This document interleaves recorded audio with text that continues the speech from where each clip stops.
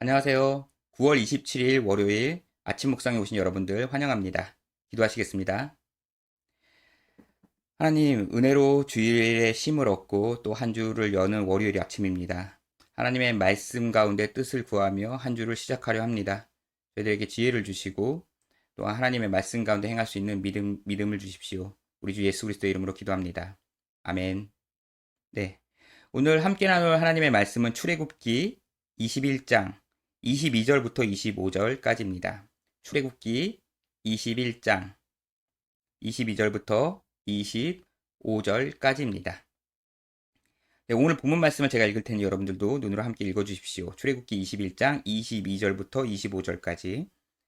사람이 서로 싸우다가 임신한 여인을 쳐서 낙태하게 하였으나 다른 해가 없으면 그 남편의 청구대로 반드시 벌금을 내되 재판장의 판결을 따라 낼 것이니라. 그러나 다른 해가 있으면 갑대, 생명은 생명으로, 눈은 눈으로, 이는 이로, 손은 손으로, 발은 발로, 된 것은 된 것으로, 상하게 한 것은 상함으로, 때린 것은 때림으로 갚을지니라. 아멘. 네, 오늘 본문 말씀은 하나님께서 이스라엘 백성과 언약을 맺으시고 이제 하나님의 나라의 법도, 하나님의 백성으로서의 그런 법도를 가르쳐 주시기 위해서 십계명을 주셨고, 그리고 십계명에 대한 구체적인 내용이 이제 출애굽기 이후에 이제 기록되어져 있는 부분 가운데 초반부에 해당되는 부분을 우리가 살펴본 것입니다. 여기서 이제 아주 중요한 죄인 살인에 대한 사람이 죽는 그런 문제에 대해서 그런 사건에 대해서 이제 기록을 하고 있습니다. 네, 이제 오늘 본문은 매일 성경에 따르면 출애굽기 21장 12절부터 36절까지입니다. 12절부터 36절까지인데 이 전체가 가지고 있는 부분을 보면은 우리는 이제 크게 네 가지로 한번 정리해 볼 수 있습니다. 그것을 갖다가 제가 간단하게 말씀드리면 생명의 대가는 생명으로만 치를 수 있다. 그러니까 생명을 죽인 것에 대해서 고의성이 확인되어서 유죄라면 그것은 아무리 억만금을 줘도 갚을 수 있는 게 아니다. 생명은 생명으로 대가를 치를 수밖에 없다. 라는 사실이고요. 그리고 남녀의 차이가 없다. 고대에는 남녀에 대한 어떤 사회적 문화적 이런 차별이 있었었는데 생명에 대해서는 남녀 차이가 없다. 그리고 종도 마찬가지다. 사람을 죽게 했으면 종도 마찬가지다. 종, 노예, 뭐 전쟁포로라든지 아니면은 빚에 의해서 팔려갔다든지 이 노예는 예전에 그 인권이라고는 도저히 찾아볼 수 없을 그런 비참한 존재였는데요. 하지만 인간에게 종조차도 생명의 그런 존엄함이 있다. 라고 똑같이 종도 죽이면 사형이다. 라고 이제 말씀을 하셨습니다. 네, 그리고 이 오늘 본문 말씀인 출애굽기 21장 12절부터 끝까지 이어지는 이 말씀 전체를 살펴보면 바로 이 범죄에 대해서 사람이 죽는 그런 문제에 대해서 고의성 여부에 대해서 이야기를 하고 있습니다. 사람이 죽는 사건이 발생을 했는데 이것을 고의적으로 죽은 것이면 어쩔 수 없다. 그것은 사형이다. 그것은 너무 엄중한 것이다. 하지만 고의성이 없는 단순 사고일 때는 그것은 사형은 아니다. 그것에 대한 어떤 이제 대가를 치러야 되는 그런 것에 대해서 이제 해주는 설명을 해주고 있습니다. 그것이 이제 오늘 본문을 통해서 우리가 살펴본 그런 네 가지 내용이었습니다. 그런데 오늘 이제 읽은 본문은 굉장히 유명한 말씀이죠. 눈에는 눈으로, 이에는 이로라고 하는 동해보복법이라는 굉장히 유명한 이제 율법의 원리를 담고 있다라고 생각되는 이야기되는 그런 이제 본문입니다. 그래서 예수님께서 마태복음 5장에서 설명을 해주실 때 너희가 율법의 눈에는 눈으로, 이에는 이로라는 그런 율법의 내용을 들었지만 그렇지만 너희가 오른밤을 맞으면 왼밤을 돌려대라 라고 말씀하시면서 어마어마한 이 율법을 설명을 해주셨죠. 그래서 율법의 원리, 그러니까 똑같은 죄에 대해서는 똑같은 대가를 치러야 한다.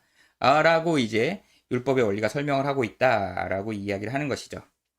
근데 예수님께서 인용하신 그 말씀은 오늘 출애굽기에 있는 이 내용은 아니고요. 이제 신명기에 있는 내용입니다. 신명기 19장 21절에 있는 말씀인데요. 신명기 19장에 이제 하나님께서 말씀해 주신 의도는 이 율법이 담긴 의도는 죄에 대한 그런 경중 그 벌은 그 동일한 그 인지상정으로 너희가 느껴봐야 된다라는 말씀입니다. 그러니까는 죄에 대한 그 두려움, 무서움이 어, 이 동일한 것이다라고 이제 설명을 해주는 거죠. 그래가지고 내로남불이 아니고 인지상정이다. 너희가 죄를 저지르면은 그것을 당하는 사람의 입장이 어떻겠니? 라는 것을 이제 알려주시는 게 바로 이 율법이 가진 진정한 의도고, 하나님께서 의도고, 그것이 이제 동의보복법의 이 형태, 눈에는 눈으로, 이에는 이로 형태로 이제 우리에게 전해진 것이지요. 자, 그런데 오늘 본문 말씀은, 본문에 있는 이 내용은 위에 22절에 있는 내용의 하부 내용이 되는 겁니다. 거기에 이제 종속되는 내용이 되는 건데요. 22절 말씀은 굉장히 이제 유명한 말씀입니다. 뭐냐면은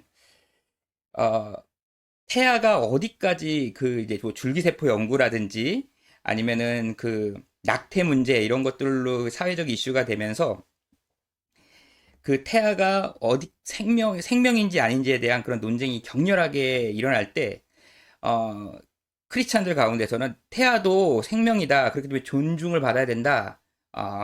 죽여서는 안 된다. 그것은 생명과 동일하다라고 생명이다라고 이야기를 하고 반대편에서 이제 아니다 태아는 어디까지는 생명이라고 인정할 수 없다라고 이렇게 얘기하면서 반박 구절로 이렇게 내는 구절이 바로 출애굽기 21장 22절입니다. 무슨 내용인지 다시 한번 확인해 보겠습니다. 사람이 서로 싸우다가 임신한 여인을 쳐서 낙태하게 하였으나 다른 애가 없으면 그 남편의 청구대로 반드시 벌금을 내되 재판장이 판결을 따라낼 것이니라 라고 말합니다. 태아가 생명이라면 이렇게 사람 둘이서 이제 싸우다가 임신한 여인을 쳐서 유산을 하게 된 거예요. 다툼이 일어났는데.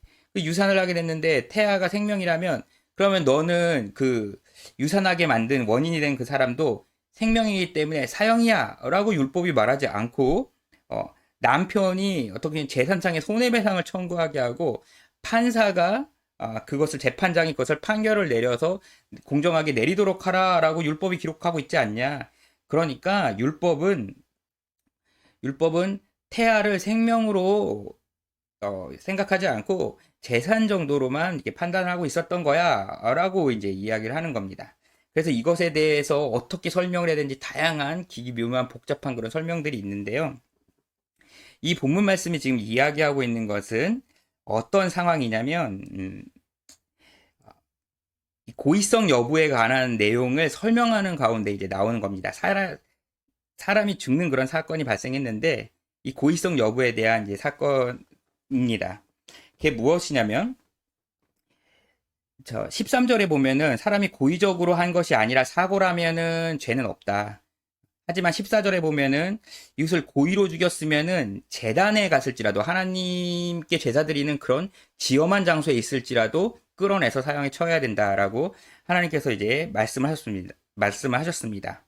그러는 과정 가운데서 이제 여러 사형에 대한 이제 내용을 설명해 주시다가 20절에 보면은 종을 죽이게 되면은 종을 죽이면 그것도 형벌에 처해야 된다. 사형이다라고 말씀하시면서 또 사람을 죽이는 거에 대한 그런 이제 사례를 갖다 이제 말씀해 줍니다. 22절인데요. 22절에 뭐냐면 그런데 서로 다투다가 이게 임신을 해가지고 배가 이렇게 부른 상태가 아니고 아기를 가졌는데 아기를 가진지 이제 모르는 거죠. 옛날에 이제 옷도 굉장히 이제 펌퍼지름한 이제 옷들이 있기도 하고 또 태아가 아직 작을 때는 뭐 티가 별로 나지 않지 않습니까? 다투다가 그리고 이제 지금처럼 의학이 발달되지 않아서 이제 임신한 여부들도 좀 늦게 발견하게 되죠. 하여튼 다투다가 유산을 한 거예요. 하혈을 하고 유산한 게 이제 발견된 거죠. 이제 그렇게 됐었을 때 이 공격한 사람은 고의성은 없는 거죠. 이 사람이 임신했는지 안 했는지는 몰랐던 겁니다. 그냥 다툼을 한다고 보니까 유산하는 상황이 발생을 한 거죠. 그런 상황이 발생을 했을 때 이것은 예사일은 아니다. 그렇기 때문에 그런데 이 사람에게는 고의성은 없기 때문에 그 사람에게 사형이라고까지는 율법이 말하고 있지는 않고 하지만 이것은 엄중한 그런 사건이긴 하기 때문에 그것에 대해서 책임을 물기는 해야 된다라고 이야기를 하고 있는 것이죠. 그게 이제 이 구절이 가진 내용입니다. 그러니까 태아가 단순히 재산이나 이런 걸로 이야기한다기보단 생명인데 고의성이 없기 때문에 고의성이 없는 상태라면 그건 이제 판사가 재판장이 이제 뭐 판결하는 거죠. 고의성이 없고 다투고 났더니 그냥 문제가 발생해가지고 이렇게 유산을 했기 때문에 그것에 대해서는 이 사람도 몰랐으니까 사형을 시키는 것까지는 아니고 하지만 책임은 물어야 된다라고 말을 하고 있는 것이죠. 그래서 율법이 말하고 있는 것이 태아가 생명이냐 아니냐를 말하고 있는데 생명으로 이것은 살인 사건을 설명하는 과정 가운데 나오니까 이것은 생명이라고 본 것입니다. 율법은 생명이라고 보고 있는 거죠. 태아를. 하지만 고의성이 없기 때문에 이것을 사형까지는 벌을 주진 않지만 하지만 이제 그것에 대한 벌은 감당을 해야 된다라고 이건 너무나 엄중한 사건이기 때문에 라고 말을 하고 있는 것이죠. 그러는 와정 가운데 23절, 24절, 25절을 보면은 그 외에 산모에게 해가 있으면 만약 산모가 진짜 생명을 잃거나 눈을 다치거나 이를 다치거나 여러 가지 그런 산모에게 여러 가지 그런 문제가 발생했으면 그것은 갚아야 된다. 그러니까 태아는 고의성을 너희가 그 사고를 일으킨 사람이 고의성을 몰랐다고 하더라도 산모까지 해코지가 당하게 됐으면 그것은 그 책임을 감당을 해야 된다라고 말을 하고 있는 것입니다. 산모는 실제로 이제 사람 앞에 눈앞에 보이고 있으니까 산모를 해코지한 거에 대해서는 당연히 책임을 져야 되는 거고 태아는 몰랐으니까 사형까지는 안 시킬게 라는 내용을 설명하고 있는 것입니다. 네. 자, 그래서 태아는 율법은 생명이라고 말을 하고 있는 겁니다. 이제 이 본문이 말하고자 하는 핵심 주제는 아니지만 우리가 이제 그런 의도를 이제 파악할 수는 있는 것이죠. 네. 자, 그래서 오늘 본문 말씀 뭐 살펴볼 말이 너무나 많이 있지만 시간 관계상 다 살펴보지 못하고 가장 논란이 되고 좀 궁금할 만한 내용을 여러분들과 함께 나누어 보았습니다.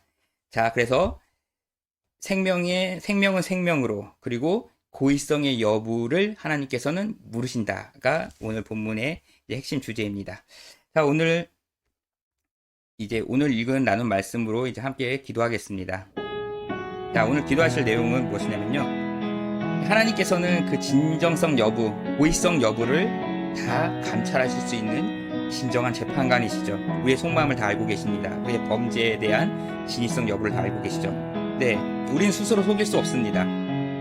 하나님을 속일 수 없습니다. 스스로는 합리화시킬 수 있지만 그렇기 때문에 우리의 속마음을 아시는 공정한 재판가신 하나님 앞에서 겸비하면서 나아가는 하루가 될 수 있도록 우리의 인생이 될 수 있도록 기도해 주시고요.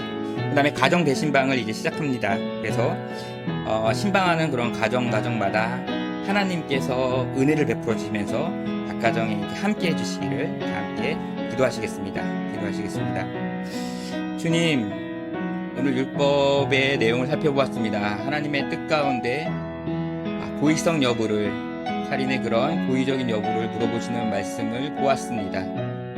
네, 하나님께서는 정말 하늘에 계신 재판관으로서 우리의 속마음을 속속들이 알고 계시죠. 네, 그것을 아시기에 우리는 하나님의 공의 앞에 두려워하며 우리가 죄 가운데에서 우리가 고의적인 하나님 앞에 그런 죄를 짓지 않기를 원합니다. 저희들의 마음을 붙잡아 주시고 우리들의 탐욕과 욕심과 폭력과 이런 미움과 여러 가지 연약한 부분들을 주님 앞에 내려놓으시다오니 주여 용서를 구합니다. 주님 붙잡아 주시고 순결한 백성으로 나아갈 수 있기를 원합니다. 함께해 주십시오. 또한 바라는 것은 대신방 기간에 우리 가족들 각 가정 가운데 대신 주님께서 함께 동행해 주시며 함께 하셔서 가정의 위로와 치유가 일어나는, 회복이 일어나는 우리 가정들 되길 원합니다. 주님께서 큰 은혜로 우리 대신방 기간을 축복해 주시길 원합니다. 이 모든 말씀 우리 주 예수 그리스도의 이름으로 기도합니다. 아멘. 네, 이상 마치겠습니다.